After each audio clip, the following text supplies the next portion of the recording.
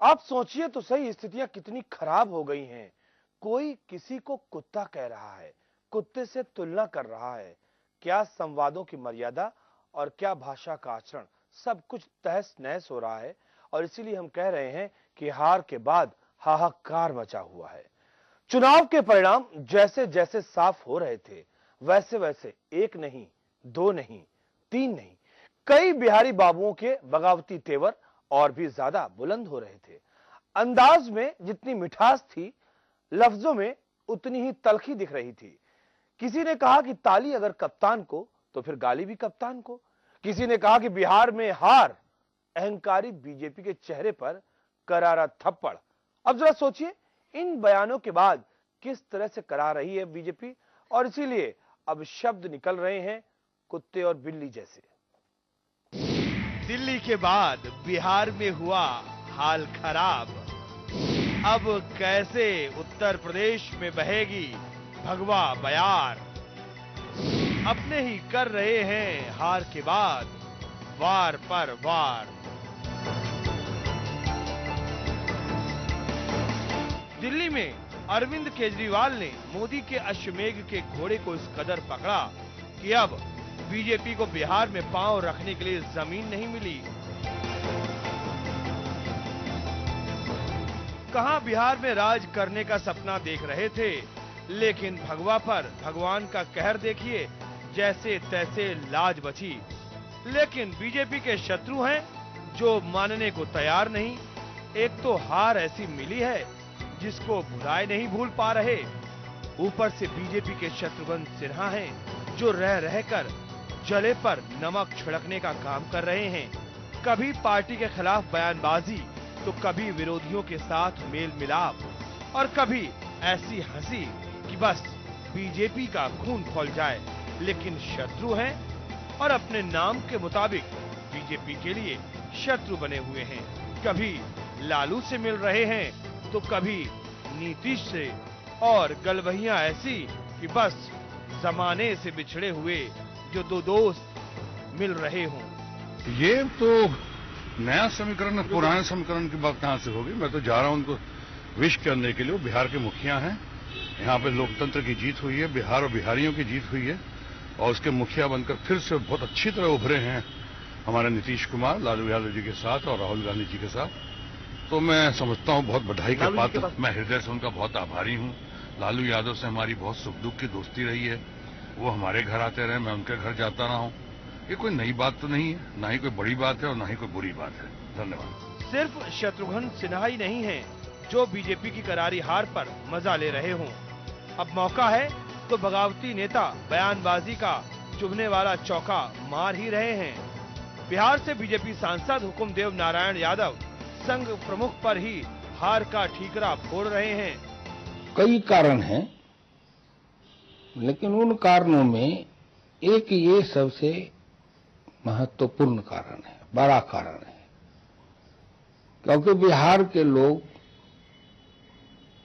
सामाजिक उत्पीड़न से ज्यादा पीड़ित रहे हैं और सामाजिक शोषण के विरुद्ध बिहार के लोगों ने काफी संघर्ष किया है, कुर्बानी दी है। तो श्री मोहन भागवत जी का जो ऐसे समय में बयान आना, वो पिछड़े और दलित समाज के जो लोग थे उनके मन में अविश्वास पैदा किया। हार पर हाहाकार, फिर बीजेपी के बागियों का खुलकर प्रहार बीजेपी को बेचैन किए हुए है। बागियों पर बैन लगेगा या नहीं, ये तो बाद की बात है, लेकिन भगवाधारी केंद्रीय मंत्री उमा भारती बगावती नेताओं पर एक्शन की बात जरूर कह रही हैं। मैं मानती हूं कि बिहार के चुनाव को प्रभावित करने के लिए शत्रुघ्न सिन्हा जी ने उस समय पर बयान दिए और उस पैकेजिंग के वो बयान हिस्सा बन गए और पार्टी निश्चित रूप से कार्यवाही करेगी। खैर, सियासत में हार भले एक दिन हो, लेकिन हार से हाहाकार कई दिनों तक मचता है और बिहार में ऐसा ही हो रहा है। लेकिन सवाल बस इतना सा है कि बगावतियों को आखिरकार कोई भी पार्टी बर्दाश्त करती है जो अपनों पर ही पत्थर मारने से नहीं चूकते। स्पेशल डेस्क के न्यूज।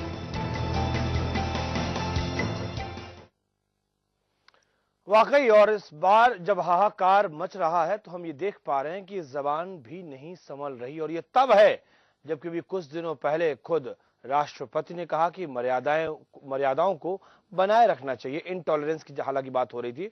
और उसके बाद में प्रधानमंत्री नरेंद्र मोदी ने भी कहा कि जो कुछ राष्ट्रपति ने कहा वो ठीक है, और कम से कम राजनीति में भाषाओं की मर्यादाओं को बनाए रखने की जिम्मेदारी नेताओं की ही है। लेकिन ये है जनाब कि मानते ही नहीं। मध्य प्रदेश के नगर विकास मंत्री और भारतीय जनता पार्टी के राष्ट्रीय महासचिव कैलाश विजयवर्गीय ने शत्रुघ्न सिन्हा की तुलना कुत्ते से कर दी। ऐसा है कि जब गाड़ी चलती है, कुत्ता नीचे चलता है, कुत्ता समझता है गाड़ी मेरे भरोसे चल रही है। तो ये पार्टी कोई एक व्यक्ति के भरोसे नहीं चलती है, पूरा संगठन है और यहाँ पर एक बड़ी श्रृंखला है। तो चूंकि हार गए तो वो सब लोग जो मौन व्रत में बैठे थे वो बोलने लगे। अब ये हो सकता है कि अभी कुछ देर बाद में एक बयान और आ जाए कि मेरे बयान का गलत मतलब निकाला गया, और आमतौर पे नेताओं की ये चाल भी रही है, उनका अंदाज भी यही रहा है कि जब मीडिया में बातें फैलती हैं तो वो कहते हैं मेरे बयान का गलत मतलब निकाला गया। बहरहाल, हार पर सफाई देते हुए जो संसदीय बोर्ड की बैठक हुई उसके बाद में केंद्रीय वित्त मंत्री अरुण जेटली ने कहा कि कहीं ना कहीं गलती हुई है बिहार का गणित समझने में, और हार की जिम्मेदारी तो सबकी बनती है। वो अनुमान और आकलन हमारा गलत था।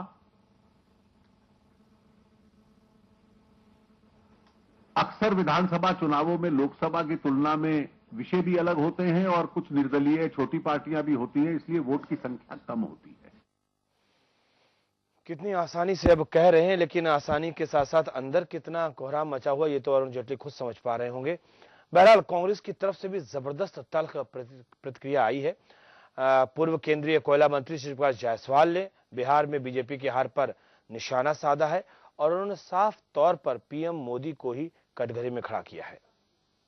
कल बिहार के चुनाव परिणाम हमारे देश के सामने आए।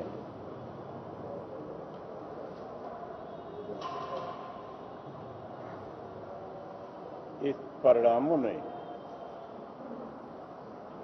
कौन जीता कौन हारा इसका महत्व कम है। महत्व इस बात का ज्यादा है कि इन परिणामों ने यह सिद्ध किया है कि हमारे देश की राजनीति कोई कितना भी ताकतवर या कद्दावर नेता हो, कभी हमारे सांप्रदायिक सौहार्द को कमजोर नहीं कर सकता। 16 जून 2013 ये वो तारीख है जबकि नीतीश कुमार ने नीति नियम सिद्धांतों के आधार पर भारतीय जनता पार्टी से नाता तोड़ा था, यानी कि मामला नमो को लेकर था। और 25 जुलाई 2015 का वो वक्त था जब खुद नरेंद्र मोदी ने नीतीश कुमार के डीएनए पर सवाल निशान लगा दिया था, और जिसका असर हमें 8 नवंबर 2015 में देखने को मिला कि साफ तौर पर प्रधानमंत्री मोदी के इन बयानों को, इन जुमलेबाजियों को खारिज कर दिया गया। कम से कम परिणाम तो यही बता रहे हैं। हमारे साथ खास मेहमान जुड़ चुके हैं, तारुफ करवाना चाहेंगे अपने खास मेहमानों का तमाम दर्शकों से। सुभाष ओझा भारतीय जनता पार्टी से इस वक्त मौजूद हैं, धर्मेंद्र तिवारी समाजवादी पार्टी से इस वक्त मौजूद हैं, सुभाष पाठक जनता दल यूनाइटेड से हमारे साथ मौजूद हैं, और वरिष्ठ पत्रकार के तौर पर हमारे साथ चंद्रकिशोर शर्मा जी मौजूद हैं। आप सभी का स्वागत है। सुभाष ओझा जी, चूंकि इस पूरे की पूरी कहानी के, इस पूरी की पूरी पिक्चर के, इस पूरे के पूरा जो मंचन चला राजनीति के पटल पर, इसके हीरो भी आप ही रहे शुरुआत में, और बाद में खलनायक भी आप ही बन गए। चर्चा की शुरुआत आपसे। क्यों हुआ ये सवाल तो मुझे लगता बहुत छोटा है, क्योंकि जो कुछ होना था वो तो हो गया। अब क्या होगा आपका, सुभाष ओझा?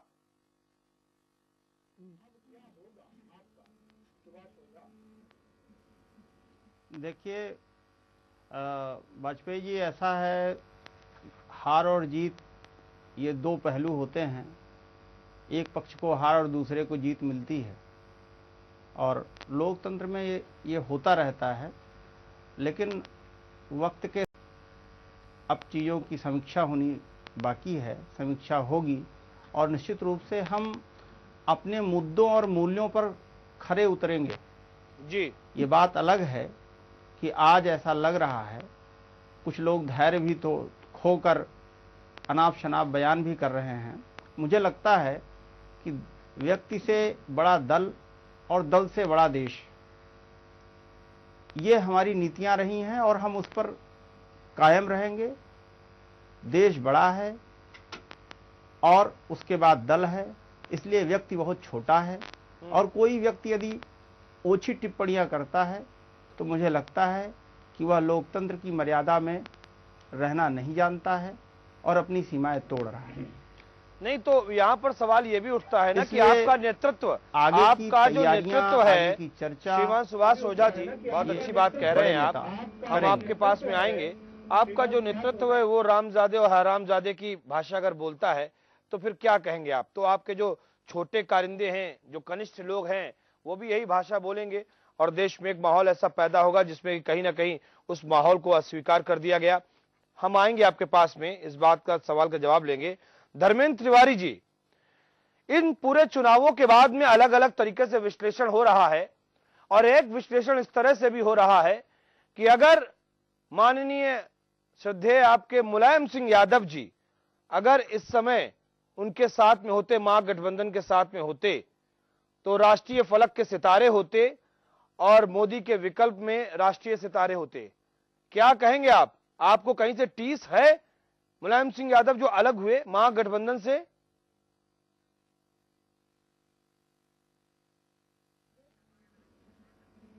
वाजपेयी जी, पहले तो हमारा नाम धर्मानंद तिवारी है, आपने वहां धर्मेंद्र कर दिया हमको। जी, चक्कर ये है कि धर्मेंद्र, सुधारिए, हमारा नाम धर्मानंद तिवारी मुझे लगता है।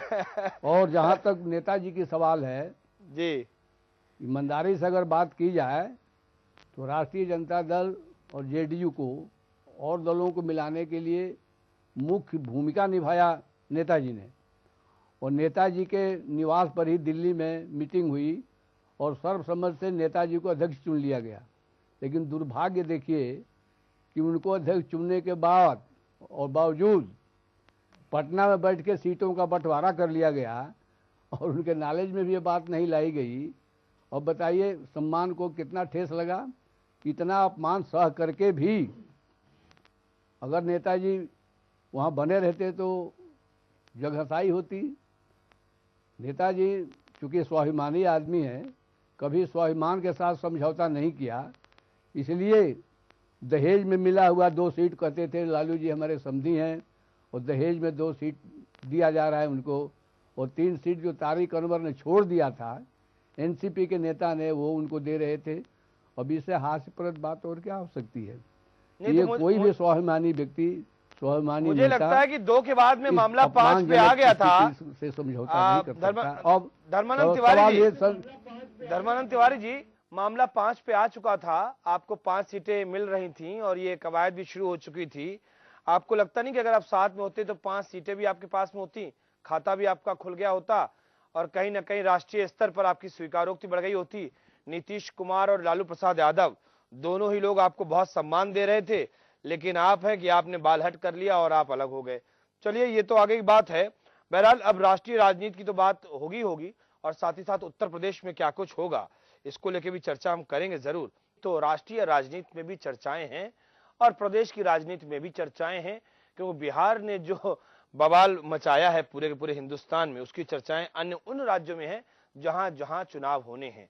कहा यह भी जा रहा है कि बंगाल में जो तैयारियां थी भारतीय जनता पार्टी की, उसको भी झटका लगा है। कहा यह भी जा रहा है कि पंजाब में अकेले होने की हिमाकत कर रहे थे अमित शाह, अकालियों से अपना नाता तोड़ने पर आमादा थे, लेकिन इस हार ने अब उन्हें कुछ सबक जरूर दिया होगा। मुझे लगता है पंजाब में भी स्थितियां बदलेंगी और स्थितियां उत्तर प्रदेश में भी बदलेंगी। वो इसलिए क्योंकि आप अब कहां कहां मोदी को लेकर जाएंगे। आप नुक्कड़ सभाएं करवा रहे हैं प्रधानमंत्री मोदी से। क्या प्रधानमंत्री जैसे व्यक्ति को यह शोभा देता है? चंद्रकिशोर शर्मा जी, आपको क्या लगता है प्रधानमंत्री मोदी की स्वीकार्यता विधानसभा के चुनावों में बढ़ेगी, घटेगी? इन तमाम चीजों को लेकर रिएक्शन क्या आएगा? चंद्रकिशोर शर्मा जी।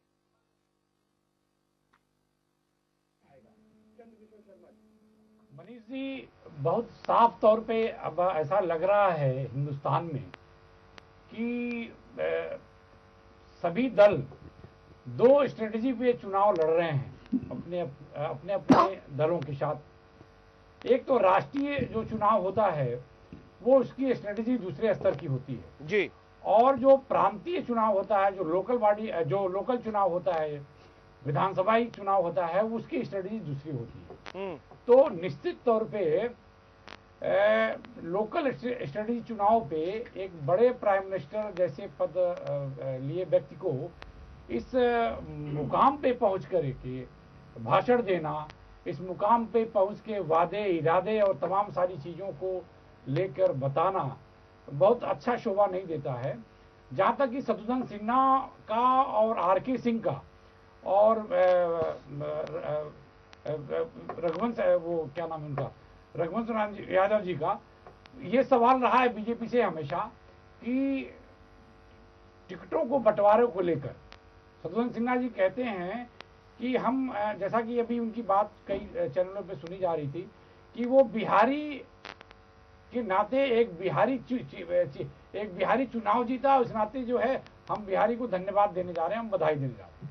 तो ये सही बात है कि बिहार में जो इलेक्शन हुआ वो भाजपा बिहारी बन के चुनाव नहीं लड़ी, उसका एक दायरा जो है दूसरे स्तर से बनाकर। बिल्कुल आपकी बात में दम है, आपकी बात में दम इसलिए भी है कि अब ये सवाल तो हम सुभाष ओझा से जरूर करेंगे अभी इस बात को, क्योंकि तमाम चीजें हैं हम हल्के में नहीं ले सकते। माना कि अरुण जेटली ने कह दिया कि आप पद के लालच में क्या पार्टी में आए थे, अरुण शौरी पर भी उन्होंने निशाना साधा, उन्होंने शत्रुघ्न सिन्हा पर भी निशाना साधा, लेकिन कुछ तल्ख सवालों से अरुण शौरी ने भी परिचित करवाया है। और जो पार्टी के अंदर की राजनीति को समझते हैं वो ये जानते हैं कि इस समय सांसद विधायकों की स्थिति क्या है, इस समय मंत्रियों की स्थिति क्या है। आप माने या ना माने, आपके मानने से कुछ होता नहीं है, देश की जनता समझती है। बहरहाल क्या कहेंगे सुभाष पाठक जी, आपके लिए तो इस समय लड्डू बट रहे होंगे, केक कट रहा है, आपके लिए सब कुछ बल्ले बल्ले है, हर कोई आपसे ज्ञान लेगा कि भाई कैसे चुनाव लड़ा जाए, आगे कैसे बढ़ा जाए, नीतीश कुमार राष्ट्रीय फलक पर पहुंचेंगे, कब पहुंचेंगे, तमाम सवाल आपसे हो रहे होंगे। इस जीत के जश्न में आपका खुमार क्या कहता है?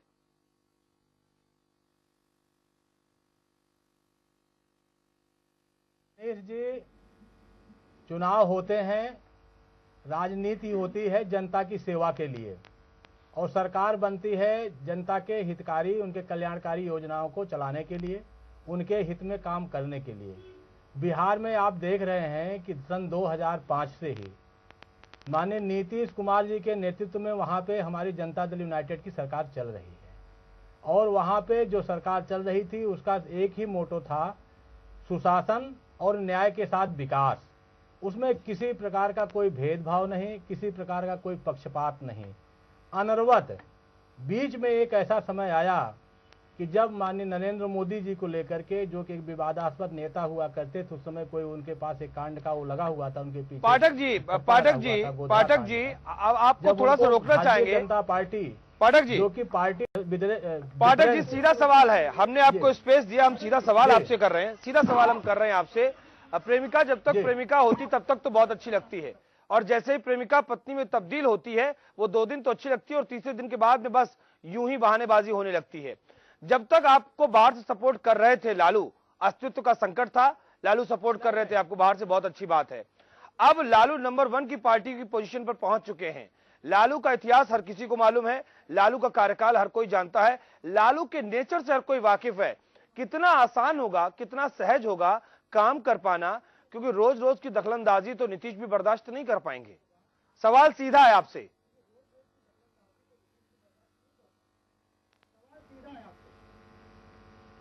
नहीं, ऐसा है, कोई दखलंदाजी नहीं होगी मनीष जी।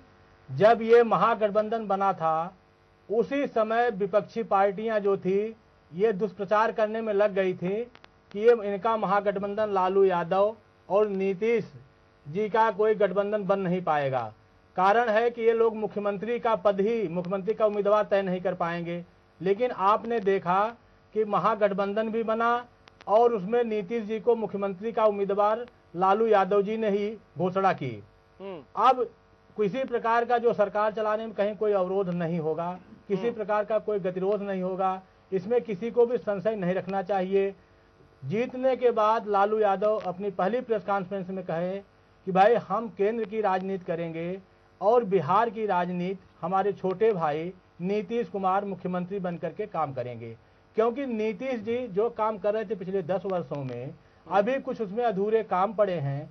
और इस चुनाव के दरमियान, चुनाव के पहले भी उन्होंने एक विजन डॉक्यूमेंट जारी किया था जिसमें पूरे बिहार के सभी जिलों से 38 जिलों से जनता से एक फार्म भरवाया गया था कि आपके जिले में किस प्रकार से विकास किया जाए, कितने विकास हुए हैं और आपके क्षेत्र में किस विकास की क्या आवश्यकता है।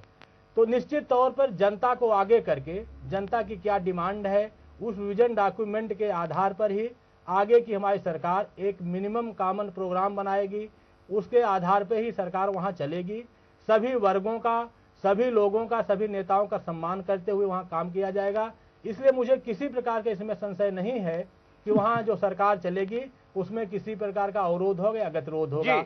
ये विपक्षी सुभाष ओझा जी हैं जो सुभाष ओझा जितने आसानी से कह रहे हैं पाठक जी, ये क्या इतनी आसानी सारी चीजें हो जाएंगी? है कि इनके सरकार चलाने में इनको दिक्कत होगी। जी, इतनी आसानी सारी चीजें हो जाएंगी?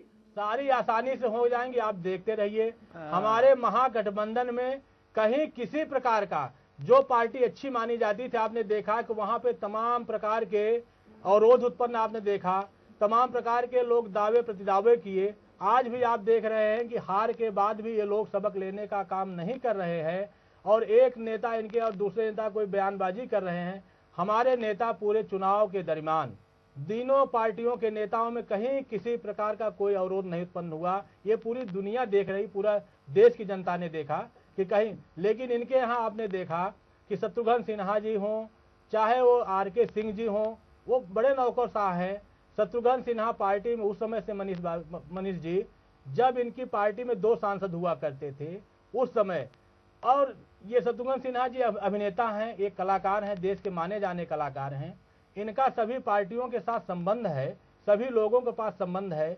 जैसे प्रधानमंत्री नरेंद्र मोदी जी सभी पार्टी के नेताओं के शादी विवाह में आयोजनों में आते जाते हैं, ऐसे ये भी नेताओं के यहाँ जाते हैं। कोई इसमें कोई गुनाह नहीं है इन्होंने किया है। इन्होंने अपनी पार्टी को कुछ राय देने का काम किया है, लेकिन अब ये देखना पड़ेगा कि इनके अंदर भी कोई बात कहने की शायद वहाँ छूट नहीं है। सुभाष ओझा जी बोलिए। सिन्हा बेचारे बाहर आकर के आप लोगों के सामने बात कर रहे हैं। वाजपेयी जी, अभी आपने देखा होगा कि लालू यादव जी जब सभा कर रहे थे तो मंच के पास एक व्यक्ति आया और उसको किस तरीके से उन्होंने भगाया, वो घटना आपने देखी होगी। ये प्रधानमंत्री जी ने भी कोट किया था इसका, कि प्रधानमंत्री ने कहा कि लालू यादव पिछड़े के लिए कितने हितैषी हैं और इन्होंने एक माइक वाले को कहा हम तुमको पटक के मारेंगे। अरे लालू यादव के क्या संबंध है वहाँ की जनता के, उसको ये मोदी जी और अमित शाह जी नहीं समझ पाएंगे। वो बिहार की जनता है, वहाँ प्रेम है, सौहार्द है,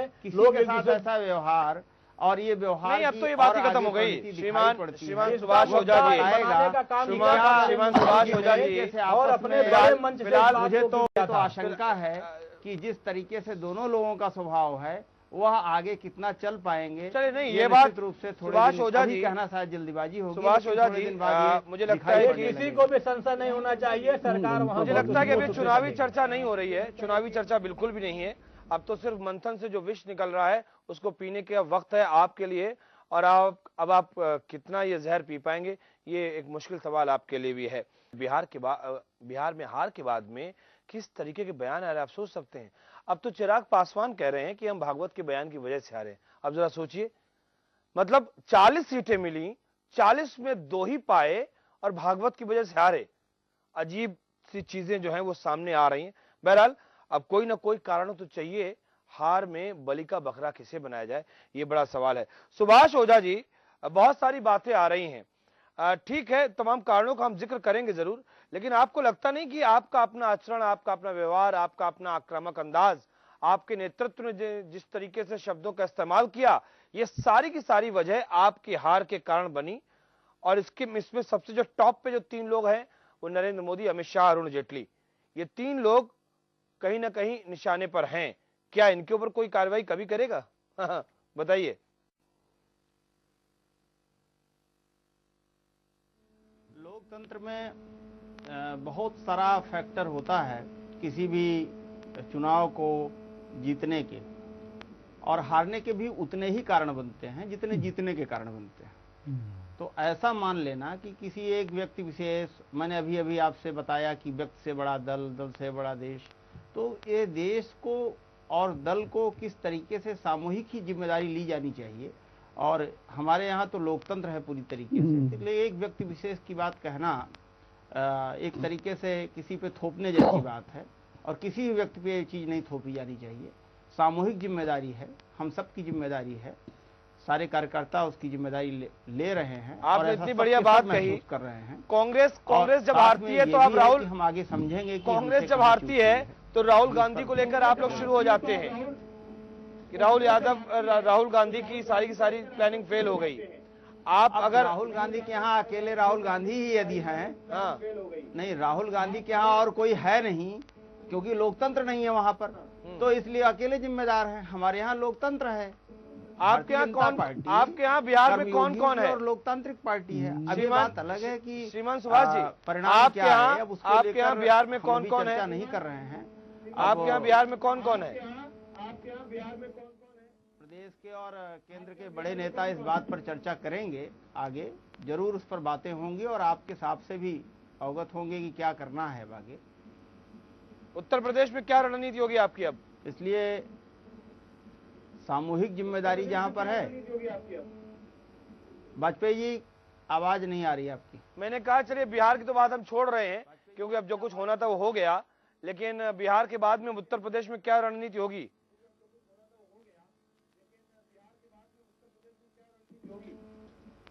उत्तर प्रदेश के बारे में अभी आप 2017 की बात है, हम लोग अभी जगह जगह हमारे संगठन और बूथ स्तर तक की तैयारियां चल रही हैं। हम लोग चर्चा कर रहे हैं और कार्यक्रमों में खास करके उत्तर प्रदेश की जो दशा और दिशा जिस तरीके से पटरी से उतरी हुई है, उस विषय को लेकर आगे विचार करेंगे कि क्या तैयारियां होती हैं। क्या आप इस बात से इत्तेफाक रखेंगे माननीय सुभाष ओझा जी? तो उस पर हम लोग उसी दिशा में कि पटरी पर लाने के लिए क्या आप इस बात से इत्तेफाक रखेंगे कि उत्तर प्रदेश में राजनीति पटरी पर चले? उसके लिए उत्तर प्रदेश में अगर हम बात करें तो जैसा कि बिहार में हुआ, मोदी चारों तरफ रहे, सैकड़ों की तादाद में रैलियां हुई और मामला वहां पे फेल हुआ या असफल हुआ। उत्तर प्रदेश में जब एक तरफ अखिलेश यादव होंगे तो दूसरी तरफ क्या वरुण गांधी को चेहरा बनाया जा सकता है? क्या वरुण गांधी को कमान दी जा सकती है? क्योंकि उत्तर प्रदेश से वो आते भी हैं, चेहरा भी है। अब ये पार्टी का आंतरिक विषय है वाजपेयी जी, इस पर अटकलबाजी ठीक नहीं होगी।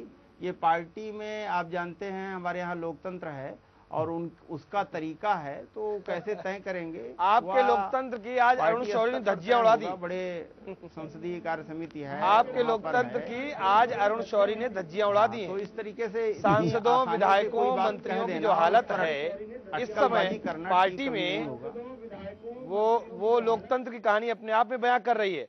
2-2 घंटे 3-3 घंटे तक पार्टी के सांसद इंतजार करते हैं 14 अशोका रोड पे।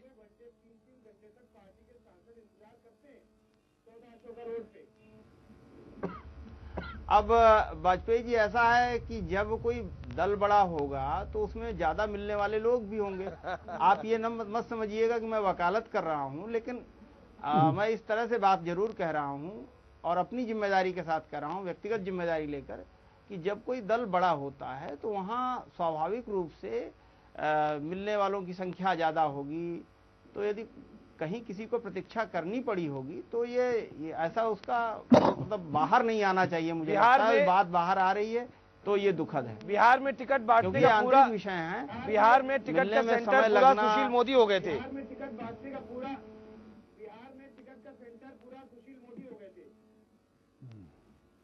क्या कहेंगे? अब ये बातें वाजपेयी जी, इस पर अभी तो चर्चा होगी, फिर उसकी बातें आएंगी। अभी इस पर तत्काल टिप्पणी करना गरम गरम रोटी को मुंह में रखने जैसी बात है।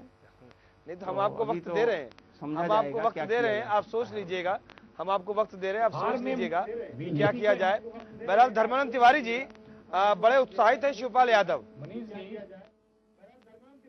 बड़े उत्साहित है शिवपाल यादव और वो ये कह रहे हैं कि अब समाजवादी परिवार दोबारा से बनाएंगे। जो गलती उन्होंने दिल्ली में कर दी मुलायम सिंह यादव ने, वो गलती अब उत्तर प्रदेश में नहीं करेंगे। उत्तर प्रदेश में समाजवादी परिवार बनाया जाएगा। अब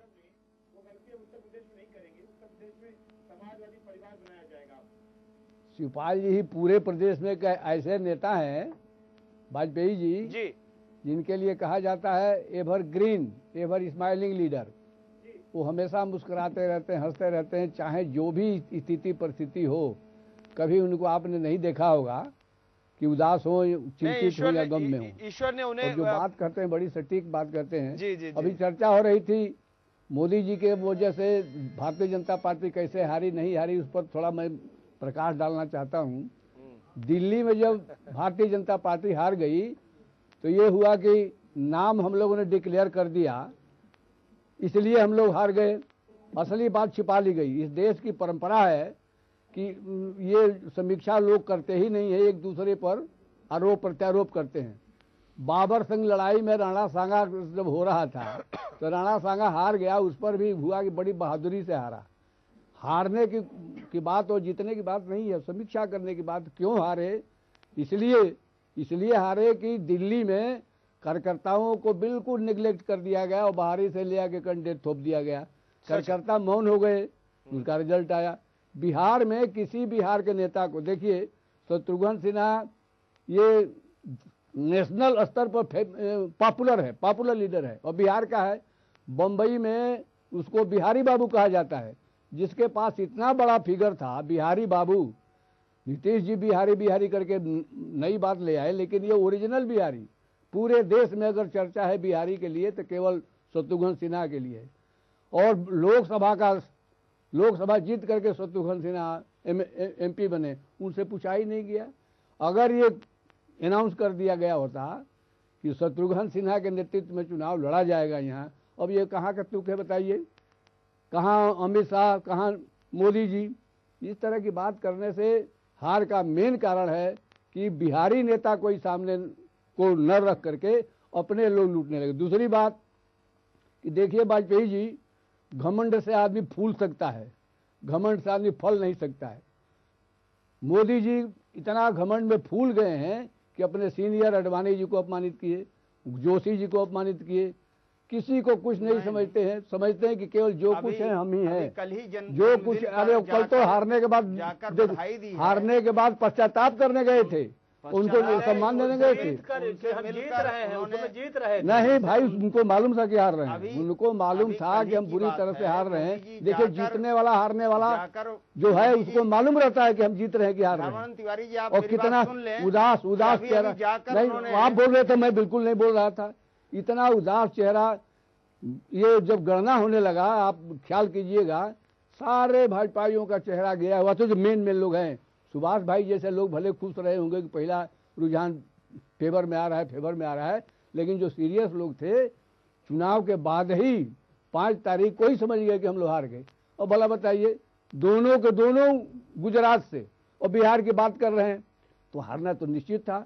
ये देश के लिए बहुत बढ़िया हुआ है, ये सारे दलों के लिए हुआ है कि सारे दल के बड़े नेता अपने लोगों को अपमानित करके बाहर से लोगों को लेके टिकट देते हैं, उनको सम्मानित करते हैं। और हर दल का नेता, हर दल का कार्यकर्ता अब सावधान हो गया है कि अब कार्यकर्ताओं की उपेक्षा नहीं चलेगी, चाहे कोई हो, चाहे हमारा दल हो, चाहे कोई हो। लेकिन जब हिंदी हार्टलैंड की बात होती है, की चलेगी नहीं, ये बहुत बड़ा शिक्षा हो गया। धर्मानंद जी, हिंदी हार्टलैंड की जब बात होती है तो बिहार और उत्तर प्रदेश का जिक्र होता है। बिहार तो निपट गया, उत्तर प्रदेश की अब बारी है। और उत्तर प्रदेश में जब ये होगा कि उत्तर प्रदेश का कोई नेता हो, तो आप यकीन मानिए चुनाव से पहले इतना बड़ा घमासान हो जाएगा भारतीय जनता पार्टी में कि हार होने से पहले ही हार करने की या हरवाने की पटकथा लिख दी जाएगी। ये उत्तर प्रदेश की भारतीय जनता पार्टी की स्थितियां हैं। अब इससे कोई इत्तेफाक रखे या न रखे, ये तल्ख हकीकत है कि अगर ऐसा कुछ हुआ तो। बहरहाल चंद्रकिशोर शर्मा जी, जो बात मैंने अभी कही है कि हिंदी हार्टलैंड की जब बात होती है तो 2 स्टेट सामने आते हैं, और बिहार और उत्तर प्रदेश। बिहार तो निपट गया और अब उत्तर प्रदेश की बारी होगी 2017 में।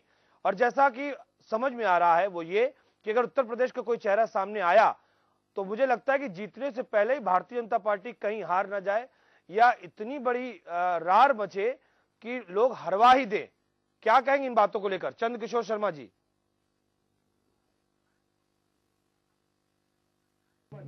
कवायद तो बहुत कई नामों पे है और चर्चाएं भी हो रही हैं, लेकिन मैं साफ तौर पे ये बताना चाहता हूं कि अभी तक जहां तक बीजेपी जगह जगह चुनाव स्टेट वार लड़ी है, वहां किसी चीफ मिनिस्टर को प्रोजेक्ट प्लान नहीं दिया, उनको प्रोजेक्ट नहीं किया। तो मेरे समझ से बहुत जल्दी सी बात होगी कि 2017 के इलेक्शन में कोई इस तरह का चेहरा बीजेपी ले आवे और उसके दम पे चुनाव लड़े। दूसरा, टिकट का जो बंटवारा होता है, जो टिकट के दावेदार होते हैं और जो टिकट देने वाले लोग होते हैं, जो स्क्रीनिंग कमेटी होती है, उसका भी एक बड़ा रोल, अहम रोल होता है चुनाव जिताने के लिए और चुनाव हराने के लिए। जैसा कि बिहार में है, अब देखिए 3 लोगों ने वहां जो विरोध किया है, हुकुमदेव नारायण यादव जी, शत्रुघ्न सिन्हा जी, आर.के. सिंह साहब ने, वो सिर्फ इसलिए विरोध किया है कि कुछ ऐसे लोगों को टिकट दिया गया जो बिल्कुल चुनाव की स्थिति में नहीं थी। यहाँ तक कि ये आरोप लगाया गया कि पैसा देके टिकट दिया गया, तमाम सारी चीजें बात आई। आप पिछली बार भी 2012 के इलेक्शन में उत्तर प्रदेश में आप देखें, 2012 में सरकार थी मायावती जी की, और मायावती जी ने अपने टिकट बंटवारे में करीब 4-5 बार चेंजिंग करी। इवन पर्चा दाखिला के 2 दिन पहले तक टिकट चेंज किए गए, और उसके पीछे बहुत सारे सियासी कारण थे, बहुत सारे व्यक्तिगत कारण भी थे, कई सारे कारण उसमें इन्वॉल्व हो रहे थे। तो ऐसी स्थिति में अगर तैयारी इनकी ठीक ठाक नहीं रहेगी और कैंडिडेट इनके अच्छे नहीं रहेंगे, तो हमें नहीं लगता है कि बहुत अच्छी स्ट्रेटजी ये क्रिएट कर पाएंगे। जी, सुभाष ओझा जी, जो बात मैंने कही और जो बात अभी चंद्रकिशोर जी ने कही, इस बात से आप इत्तेफाक रखते हैं? क्योंकि जब महासचिव बनाया गया था वरुण गांधी को, तो यही कहा गया था गांधी के नाम का होने का इन्हें फायदा मिला। और हम जानते हैं कि लखनऊ में कितने स्तंभ हैं राजनीति के अपने अपने। राजनाथ सिंह स्वयं चाहते हैं कि वो दिल्ली छोड़ के लखनऊ में आए, पूरा मन उनका दिल्ली में ही नहीं लगता है। तो ये तमाम सवाल हैं जिसको लेकर मंथन बहुत जबरदस्त होगा और आईने की तरीके से चीजें साफ करनी होगी, क्योंकि जनता सब समझती है, वो जानती है, वो मारती नहीं है, वो लिटा देती है, और ऐसा लिटा देती है कि उठने में सालों लग जाते हैं। तब का जमाना अलग था जब आप तुरंत प्रचंड बहुमत के साथ में लोकसभा चुनाव जीते थे। माना कि आपने महाराष्ट्र जीता, माना कि आपने हरियाणा जीता, यह भी मान लिया कि आपने झारखंड जीता, लेकिन फिर वही वादे, फिर वही इरादे, फिर वही जुमले, फिर वही जिसको कहते हैं राइम्स में पढ़ना। अगर रामजादे हो गया तो हरामजादे कह दिया आपने, या बहुत सारी बातें जिस तरह से नरेंद्र मोदी बोलते रहते हैं। और मुझे लगता है कि बिहार में ये सारी चीजें खत्म हो गई और अब उत्तर प्रदेश की बारी आ गई। उत्तर प्रदेश में क्या होगा, बड़ा सवाल है। सुभाष ओझा जी, सवाल आपसे हमने किया हुआ था, हमने आपसे कुछ बातों को शेयर भी किया हुआ है, क्या आप उन बातों से इत्तेफाक रखते हैं?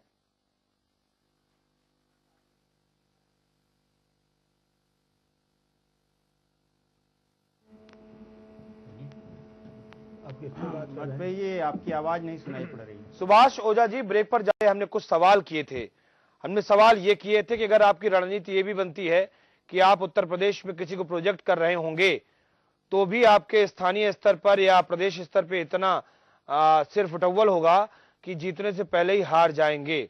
और अगर नहीं करते हैं तो ये मॉडल तो पहले से ही जनता ने खत्म कर दिया है। अगर मोदी जगह जगह महाराजगंज से लेकर मेरठ तक जो है अगर प्रचार करेंगे, तो वो भी मुझे लगता है कि ठीक नहीं होगा आगे आने वाले चुनावों में। आपको क्या लगता है सुभाष ओझा जी? मैं आऊंगा पाठक जी, मैं आपके पास में आऊंगा, पहले सुभाष ओझा जी।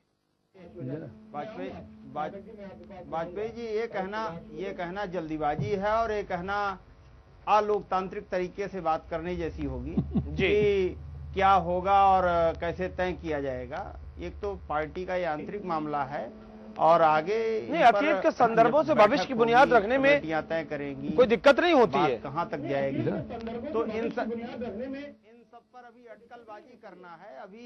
अभी तो इस पर चर्चा होगी और ये बातें आपको बताएंगे ही, वहां से दिल्ली से सब बातें तय होगी, कमेटी मीटिंग बैठक होगी। अभी तो सब अटकलबाजी की बात होगी। यदि हम इस पर कोई बात करते हैं तो निश्चित रूप से वह जल्दीबाजी ही है। अभी चलिए देखते हैं आप कितनी देर लगाते हैं और कितना वक्त लेते हैं, देखते हैं कितना वक्त लगाते हैं। चलिए सुभाष पाठक जी, आप कुछ कहना चाह रहे थे?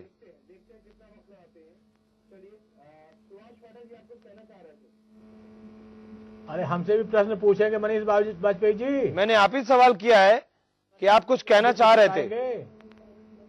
मैंने आप ही सवाल किया है जी कि आप कुछ कहना चाह रहे थे जी।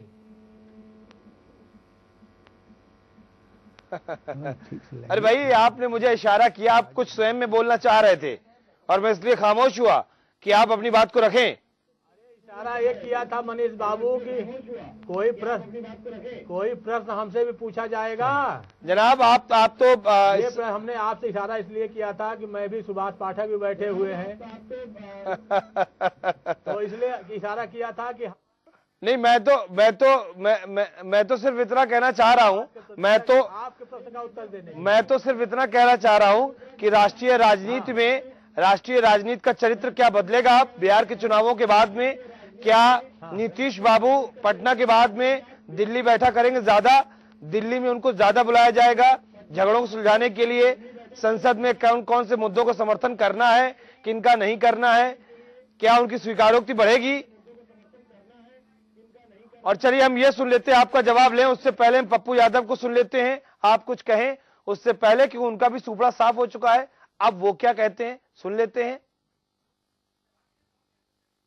मैं बधाई देता हूं नीतीश कुमार को कि एक बार पुनः जनता ने नीतीश कुमार को मुख्यमंत्री के रूप में मैंडेट दिया है। मैं चाहूंगा कि वो बिना किसी दबाव के बिहार की जनता को विश्वास दिलाएं कि बिहार के 10 करोड़ लोग सेफ हैं, सुरक्षित हैं। दबाव में आकर वो काम ना करें और जो वादे उन्होंने किए थे, वो वादे जिसमें सबसे पहला उन्होंने कहा था कि हम 1 महीने के अंदर शराब को बंद करेंगे। हम चाहेंगे पहले वादे पर वो खरे उतरे और 1 महीने के अंदर वो बिहार के गांव शहर के शराब को बंद करे। और हम बिहार की जनता को धन्यवाद देते हैं कि जिन्होंने बहुत कम समय में वहां के नौजवानों ने, गरीबों ने, आम लोगों ने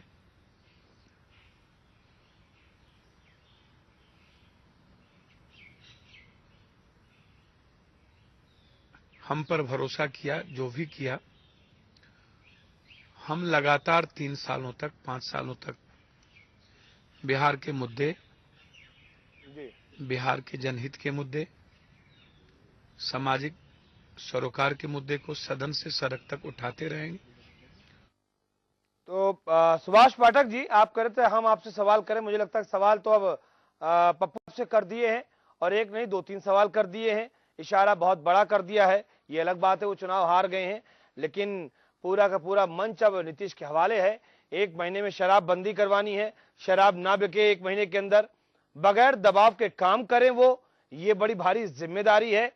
तो जनाब आप ये सोचिए कि बिहार में शराब ना बिके, क्या आप इस बात को सोच सकते हैं 1 महीने के अंदर?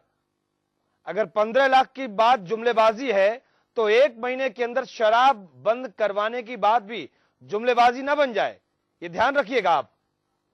सुभाष पाठक जी, पहले तो मनीष जी हम आपके पहले प्रश्न का उत्तर देना चाह रहे हैं कि बिहार का ये चुनाव परिणाम पूरे राष्ट्रीय स्तर पर ये फर्क डालेगा। ये अपना प्रभाव पूरे राष्ट्रीय स्तर पर इसका पड़ेगा। निश्चित तौर पर ये जो चुनाव हुआ है उसमें केंद्र की नीतियों का बिहार की जनता ने करारा जवाब दिया है, क्योंकि वह नीतियां जो इनके द्वारा थोपी जा रही हैं केंद्र सरकार के द्वारा, वो जन विरोधी साबित हुई हैं। महंगाई बढ़ी है और इनके जो किए गए वादे थे उन्होंने कोई पूरा उसमें नहीं किया है, जिसका खामियाजा इनको पहला सवाल हो गया, सरकार को भुगतना फर्क पड़ेगा राष्ट्रीय राजनीति पर। जहां तक ये बात कर रहे हैं पप्पू यादव की बात कर रहे हैं मनीष जी, उसमें तो जो हमारी बात जो है, ये जो मिनिमम कॉमन प्रोग्राम बनेगा, जो उस पर हमारी सरकार चलेगी। महागठबंधन है उसमें लालू यादव जी है, कांग्रेस है, हमारी पार्टी है नीतीश कुमार की अगुवाई वाली, वो जनता के हित में बिहार की जनता कैसे उसका हित होगा जनता का? नहीं, ये तो बात ठीक है, ये बात ठीक है, बिल्कुल ठीक बात है। मैंने सिर्फ एक इशू को लिया है, ये तो अच्छी बात है, आप बिहार का विकास कर रहे हैं, मोदी भी देश का विकास कर रहे हैं, मोदी भी देश का विकास कर रहे हैं और आप भी बिहार का विकास करेंगे। मैंने ये कहा है कि अगर 15 लाख वाली बात जुमलेबाजी हो गई तो 1 महीने में शराबबंदी वाली बात भी कहीं जुमलेबाजी ना बन जाए। कम से कम आपके नीतीश बाबू इस बात को लेकर ध्यान में रखेंगे कि ये जुमलेबाजी ना हो जाए।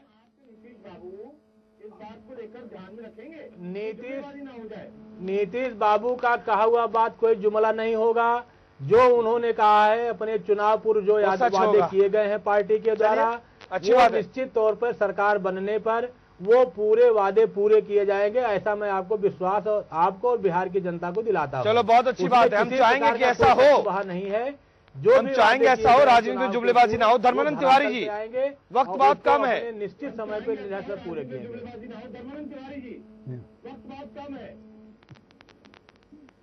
वाजपेयी जी, हम 2 बात केवल कहना चाहते हैं जी। पूरे चुनाव में आप बताइए कि मुद्दों को लेकर के कोई बात नहीं हुई और महागठबंधन के पास भी कोई मैनिफेस्टो नहीं था और वो भाजपा के पास भी कोई मैनिफेस्टो नहीं था।